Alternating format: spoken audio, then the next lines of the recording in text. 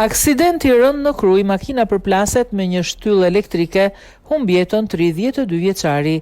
Mëngjesin e sotëm një aksident ka ndodhur në fshatin Bupq. Policia bën me dije se një 32 vjeçar ka humbur kontrollin e automjetit që drejtonte dhe automjeti ka dalë nga rruga duke u përplasur me një shtyllë elektrike. Si pasojë e përplasjes, njeriu ka humbur jetën.